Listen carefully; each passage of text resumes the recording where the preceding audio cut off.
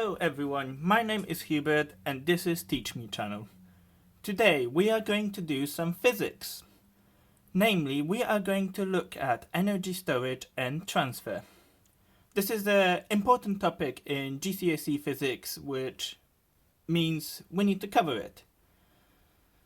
So, without further ado, let's begin.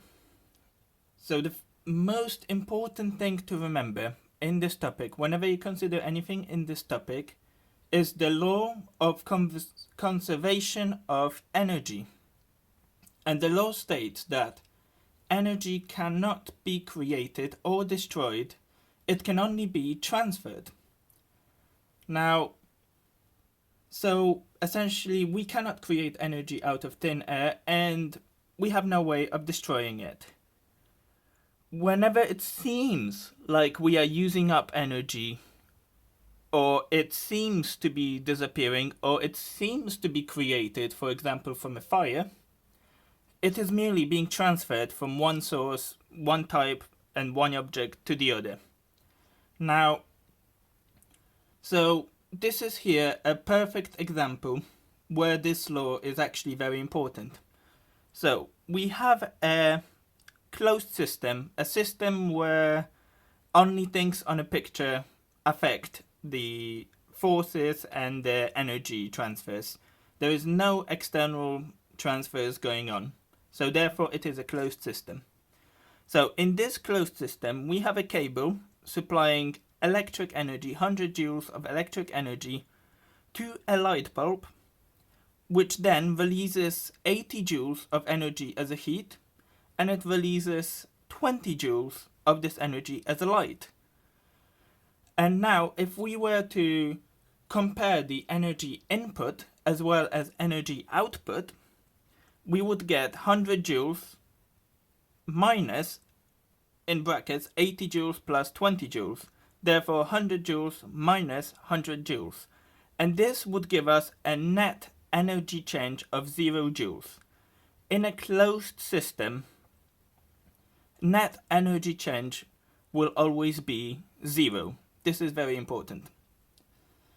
Now, before we go into energy transfers and types, we first need to consider energy store types, because energy transfers essentially will involve transferring from energy stored in one type of energy store to energy stored in another type of energy store.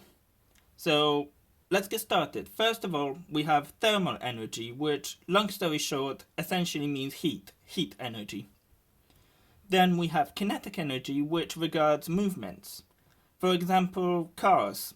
When a car is moving with a set speed, if you think about it, when a car is traveling at a given speed, in that speed of a car, we are essentially storing its kinetic energy.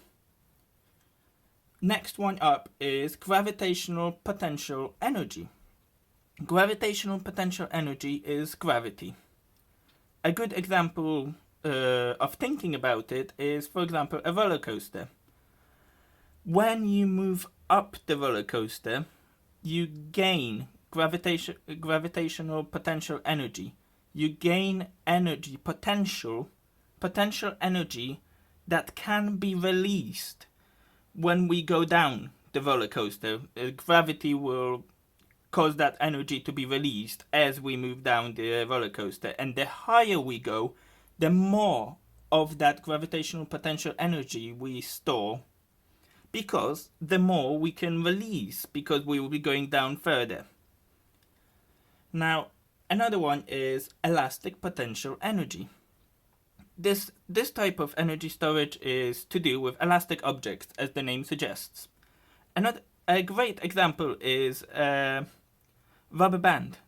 If we were to stretch a rubber band, we would actually be storing elastic potential energy within that rubber band.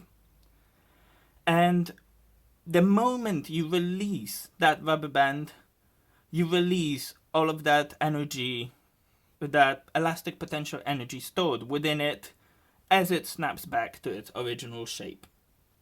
Now, another interesting energy is the chemical energy store. And this essentially regards energy stored in chemicals or molecules or particles, whereby that energy can be released by performing a chemical reaction. For example, here we have petrol. Petrol has a certain amount of energy stored in it, and it can be released by combusting it. By essentially burning that petrol, we can release that energy. Next one up is magnetic. Magnetic energy is all about magnets, whereby we can store energy in magnets. Electrostatic energy is to do with static electricity. For example, we can store that energy in a balloon, where if you rub a balloon against your clothes or against your hair, you charge it essentially with static electricity, and then when you touch it or when you make it attract stuff, you slowly start releasing that static electricity. And so that's how electrostatic energy works. Now, and the final one we'll be discussing is nuclear energy. Nuclear energy is the energy contained within the nuclear forces, the energy that is contained within the nucleus that is holding it together. And if we were to split that nucleus, if we were to break it apart, this would release quite a large amount of energy. So this would release those nuclear energy storages. And this is essentially what happens in nuclear power plants. That's the phenomenon that we are exploiting. So that's just a quick rundown of energy store types. And knowing this now, we can move on to energy transfers. So let's get on with that.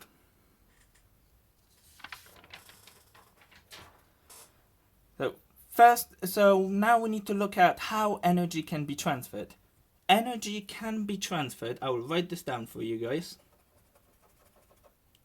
Sorry, I'm gonna change a marker. We'll use this one. So, energy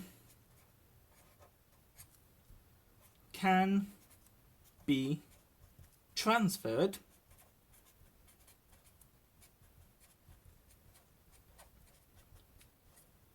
and it can be transferred in two ways, and those ways can also be combined. So, energy can be transferred between objects. I will write it down.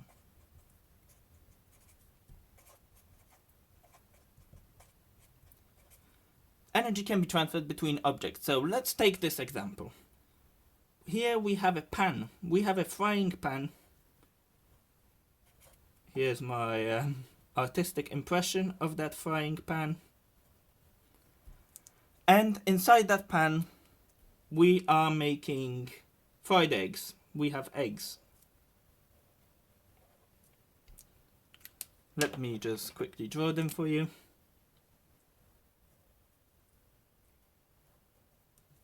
Okay, so we have a frying pan with eggs, and now that pan is obviously hot, and those eggs get cooked.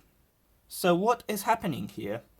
Well, the heat energy from the pan is being transferred onto the eggs, and that's why the eggs get cooked, because they heat up, they get hotter, and the proteins change their arrangement, and the egg essentially gets cooked. So from pan, we transfer heat to the egg. Now, another way we can transfer energy is we can transfer energy between the different types of energy storage.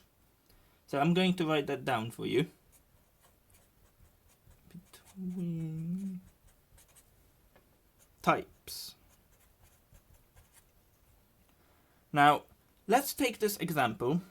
Let's keep working with this example. So we have our pan, which is hot and it's heating up the eggs. But why is this pan hot? Well, of course, it is hot because of it being heated up by the stove. So here we have a stove. Let me just quickly draw that for you guys. Here we have the stove with flames.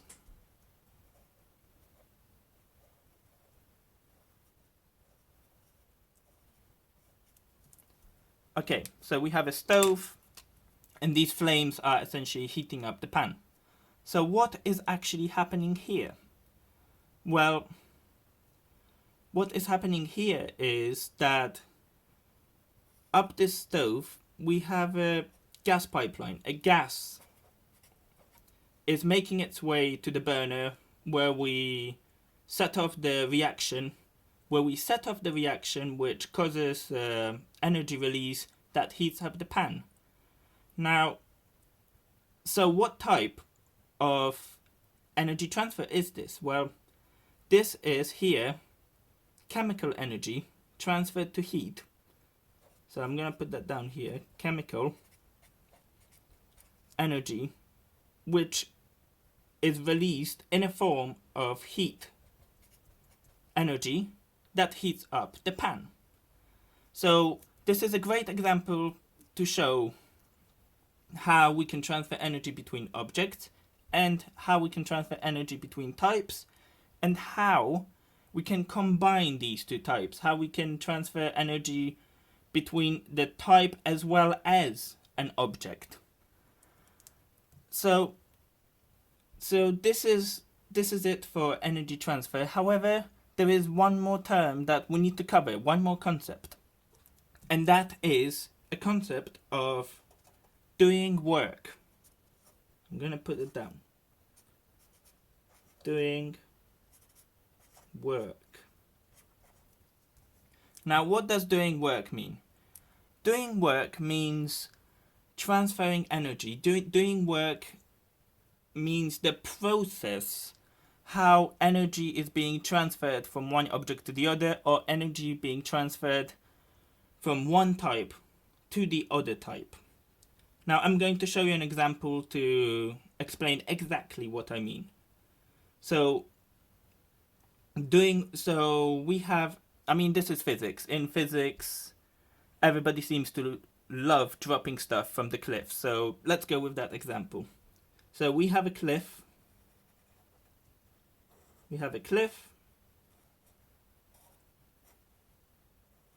a guy standing at the top of it with seemingly a really, really large arm. And the guy is holding a ball. The guy is holding a ball.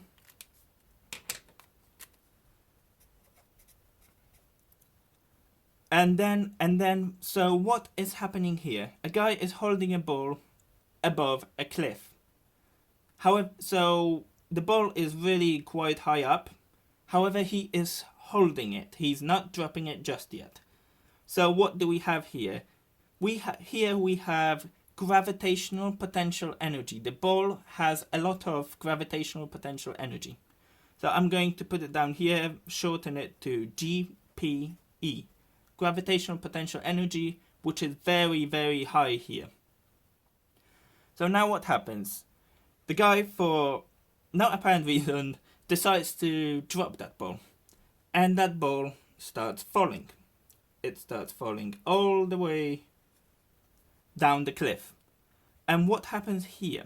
We are starting to convert energy from gravitational potential energy to kinetic energy, to movement. And so we are converting from gravitational potential energy to kinetic energy. And what is happening? Work is being done. Work is done. Work is done by gravity. Work is done by gravity on the ball to convert gravitational potential energy to kinetic energy. So this is a really good example that explains the whole concept of doing work. Now, this is it for today. However, tomorrow we will be covering more about transferring energy, and we will cover some mathematical equations of how we can actually calculate these different energy transfer types. So, thank you very much for listening. If you want to stay up to date on science videos, on maths tutorial videos, as well as some university level biomedical sciences videos, please be sure to hit that subscribe button below. If you like this video, give it a thumbs up. If you have any, and I mean any questions, please drop me a comment, and I'm more than happy to answer it. I'm always happy to help you guys out with any questions or really any questions you have. Thank you very much for listening, and see you next time.